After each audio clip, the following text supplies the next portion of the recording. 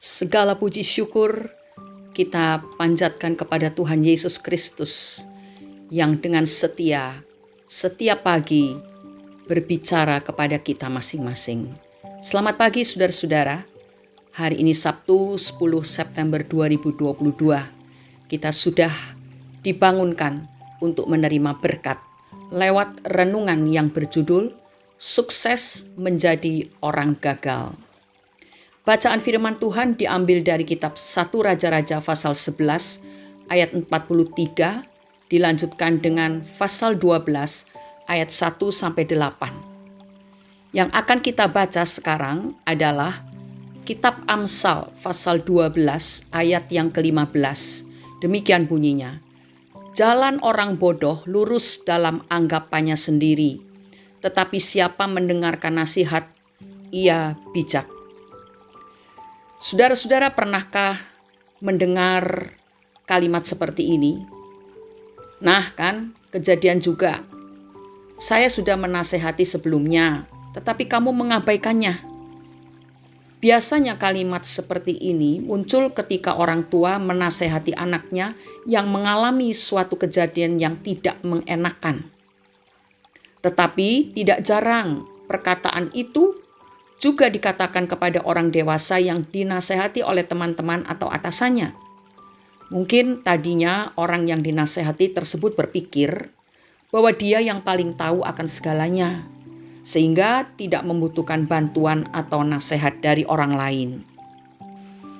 Itulah yang dialami oleh Rehabeam.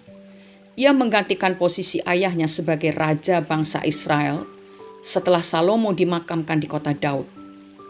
Rakyatnya menginginkan keringanan tanggungan yang dibebankan kepada mereka selama masa pemerintahan Salomo, raja yang sebelumnya, yang sekaligus adalah ayah dari Rehabeam sendiri. Memang Rehabeam meminta nasihat kepada para tua-tua bangsa yang biasa mendampingi Salomo semasa hidupnya. Tetapi setelah ia menerima nasihat tersebut, ia mengabaikannya. Ia bersikap tak acuh terhadap tua-tua bangsa yang pernah mendampingi Salomo. Saudara-saudara, Rehabeam mengabaikan nasihat para tua-tua bangsa itu. Seharusnya Rehabeam tahu bahwa tua-tua bangsa yang biasa mendampingi Salomo itu adalah orang-orang yang berpengalaman dan bijaksana. Mereka tahu persis pekerjaan berat yang telah ditanggungkan kepada rakyat selama masa pemerintahan Salomo. Tetapi sangat disayangkan karena Rehabeam lebih memilih mendengarkan nasihat orang-orang muda sebayanya yang tidak dapat memahami penderitaan rakyat. Akhirnya kerajaan Israel pun pecah menjadi dua kerajaan, yaitu kerajaan selatan yang disebut kerajaan Yehuda dan kerajaan utara yang disebut kerajaan Israel. Rehabeam sukses, dalam tanda kutip, menjadi orang yang gagal dalam masa pemerintahannya karena tindakannya yang mengabaikan nasihat orang-orang yang lebih berpengalaman. Memang ada banyak orang yang berpikir bahwa nasihat akan membatasi kesenangan hidupnya, sehingga tidak sedikit orang yang akhirnya mengabaikan nasihat dari orang-orang yang lebih berpengalaman, lebih jernih di dalam melihat masalah, atau lebih bijak di dalam membuat keputusan. Mereka merasa seperti orang yang sudah tahu segalanya, sehingga pendapat dan nasihat orang-orang ini tidak didengarkan karena tidak masuk hitungan bagi mereka. Tidak jarang pula penderitaan atau malapetaka akhirnya terjadi di dalam hidup mereka yang tidak mau menuruti nasihat-nasihat yang bijak. Memang penyesalan hidup itu selalu datangnya terlambat, saudara. Kira-kira itulah yang dialami oleh orang yang selalu mengabaikan nasihat yang baik, seperti halnya Rehabeam. Itu sebabnya, mari kita perhatikan diri kita masing-masing. Nasihat yang mana yang sering kita ambil dan kita lakukan dalam kehidupan kita? Nasihat-nasihat yang sejalan dengan firman Allah, nasihat-nasihat dari pemimpin-pemimpin rohani kita yang hidup benar di hadapan Tuhan, ataukah nasihat-nasihat yang sangat enak didengar di telinga dan membuat keinginan daging kita itu terpuaskan, tetapi itu adalah nasihat yang sukses membuat kita menjadi orang yang gagal. Saudara-saudara, kita harus menyadari bahwa kita ini hidup di zaman akhir, di mana manusia akan menjadi semakin jahat. Saudara bisa baca di dalam surat 2 Timotius pasal 3 ayat 1 dan seterusnya. Di sana dituliskan berbagai macam tindakan, berbagai macam sikap dan perbuatan, pikiran, hati, mulut yang sudah tidak berkenan di hadapan Tuhan, seluruhnya dikuasai oleh dosa. Dan ada pula orang-orang yang selalu ingin diajar, tetapi tidak pernah dapat mengenal kebenaran. 2 Timotius 3 ayat 7 dikatakan yang walaupun selalu ingin diajar, namun tidak pernah dapat mengenal kebenaran. Mengapa mereka suka sekali diajar, tapi tidak pernah bisa mengenal kebenaran itu?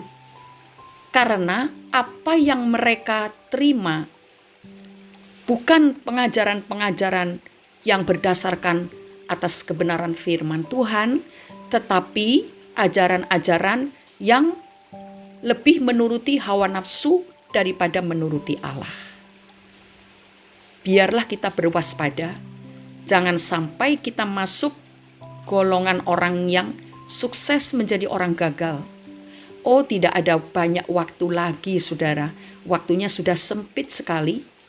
Kalau kita masih main-main dalam mengisi hidup kita dengan nasihat-nasihat yang bukan dari Tuhan, nasihat-nasihat yang menuruti keinginan daging, maka rasa-rasanya sangat penuh risiko bila kita tidak segera beralih kepada kerinduan dan kesediaan untuk mendengar dan menerima nasihat-nasihat yang baik yang didasari oleh kebenaran firman. Mari ambil keputusan, jangan hanya memikirkan hidup di dunia ini, karena di dunia ini sementara. Justru yang kehidupan yang akan datang itulah kehidupan yang kekal. Kekal di mana? Tergantung dari bagaimana keputusan kita dan bagaimana persiapan kita untuk menikmati keputusan yang kita sudah buat. Apakah kekal bersama Yesus ataukah kekal di neraka? Mari kita berdoa. Bapa Surgawi, pagi hari ini kami mengucap syukur sebab tiap-tiap pagi Engkau menyampaikan isi hatimu kepada kami. Ampunilah kami Bapa kalau seringkali apa yang telah kami terima itu kami lupakan begitu saja. Ataupun kami tidak lupa tetapi kami sangat berat untuk melakukannya karena tidak sesuai dengan keinginan kami sendiri. Tetapi pagi hari ini kami sungguh-sungguh tidak mau sukses menjadi orang yang gagal. Justru kami ingin menjadi orang yang sukses. Karena apa yang kami nanti-nantikan adalah bertemu dengan Tuhan Yesus. Itu sebabnya Tuhan di tengah-tengah zaman yang begitu rusak sekarang ini, peliharakanlah hidup kami dengan kuasa firman dan Roh Kudus. Kami mau selalu memiliki kerendahan hati untuk bisa menerima apa yang Tuhan sampaikan kepada kami, entah itu lewat firman Tuhan yang kami baca, atau yang kami dengar, atau yang disampaikan oleh para pemimpin rohani kami, oleh teman-teman kami, oleh mereka yang lebih berpengalaman daripada kami. Terima kasih Bapa di surga, sucikanlah pikiran dan hati kami dengan kuasa darah Yesus. Karena disitulah kami mau menyimpan nasihat-nasihat yang selaras dengan firman kebenaran-Mu. Di dalam nama Tuhan Yesus Kristus kami sudah berdoa dan mengucap syukur. Amin. Jangan sukses menjadi orang yang gagal karena menyampaikan nasihat, tetapi sukseslah menjadi orang yang sukses karena dengan rendah hati menerima nasihat-nasihat yang sesuai dengan firman Tuhan. Selamat berakhir pekan. Gunakan waktu di akhir pekan ini untuk lebih memperkuat niat hati kita dalam mengikuti kehendak Tuhan. Yesus Kristus Tuhan kita memberkati kita semua. Amin.